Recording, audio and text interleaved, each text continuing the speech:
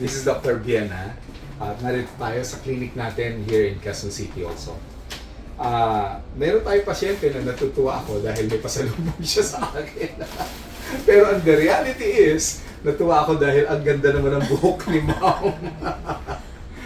Si Ma'am Araceli is how old na? 77. 77.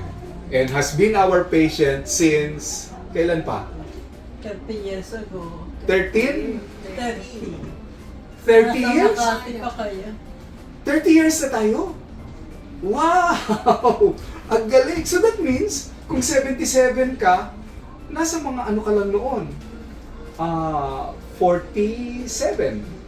Nagtuturo ka pa noon.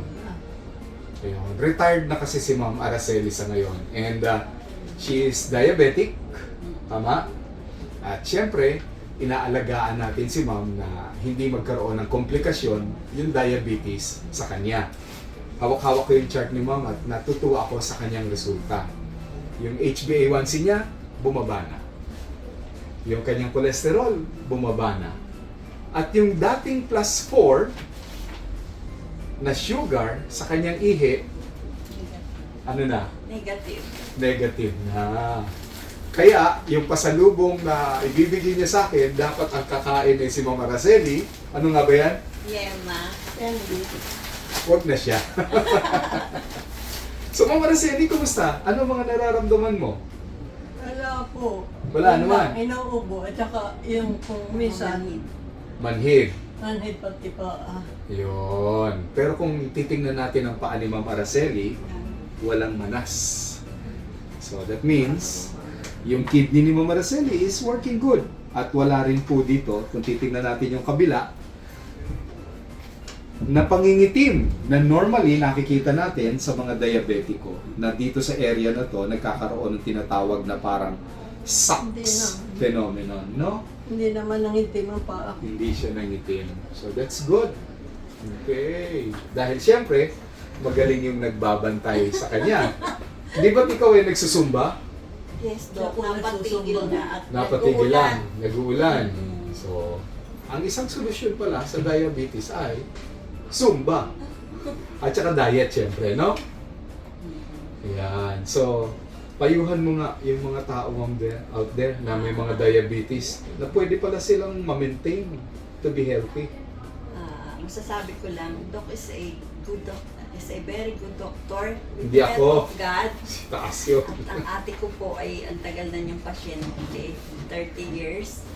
And namin, ang kanyang sugar is naalagaan mabuti. At today, check up Nag-exercise namin. po ako ng akin. Ayun. Today, ngayon, ay Every maganda ng morning. lahat ng resulta ng kanyang blood chem. Naging normal yung ihi niya, wala ng sugar negative. At walang nararamdaman Wala na siya basically except yung manhid-manhid, no? At saka yung paubo-ubo. Mahina lang naman. Mahina lang naman. Oo. That's good. Ang maganda, payuhan mo rin yung mga co-teacher mo. May mga co-teacher ka eh, di ba? Oo. Oh, wag mo mawala ng pag-asa kahit diabetic sila. Oh, sabihan mo sila. Yung mga kasamahan mo na diabetes. Oo, alam ko. After 77 years. 77 years old. Okay, so yun lang. Maraming salamat. Diabetes is not a death sentence. That's what we are saying, no? Ang diabetes per se, maaaring hindi siya nagkukos ng mabigat na problema immediately, but in the long run, yun ang ating inaalagaan. Dahil may mga komplikasyon ito. Mula sa sakit sa puso, sakit sa kidney, pagkakaroon ng stroke, pagkakaroon ng mga sugat na nahihirapan gumaling. At makikita niyo naman, si Ma'am Araceli, naalagaan kung maaari natin. Tama? Yes. So, tuloy lang. Thank you, Ma'am, ha? Thank you. Thank you, Ma'am Araceli. Akin na lang tuloy. Para si Dr. Bill, hindi ko matanda. Wow! Ganyan pa rin kayo noon. Binata pa ako na, ano? Pag wala kayo. Oo, ngayon, tatlo na apo ko. 7 years. 47 years. Pero ito, anong style ng book ito, ma'am? Dama summer. Donna Summer. Afro. Afro. Dati ang blood pressure ni ma'am, 140 to 160 over 100. Sa ngayon, ilan na lang? 120 over 80. Wow, okay. Sine-check natin ang mata.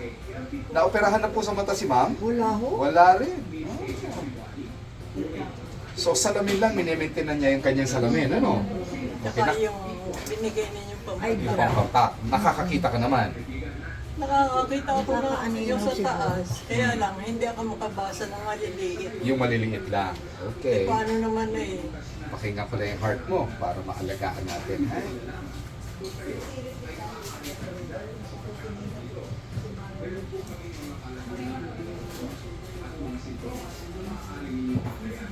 Very good.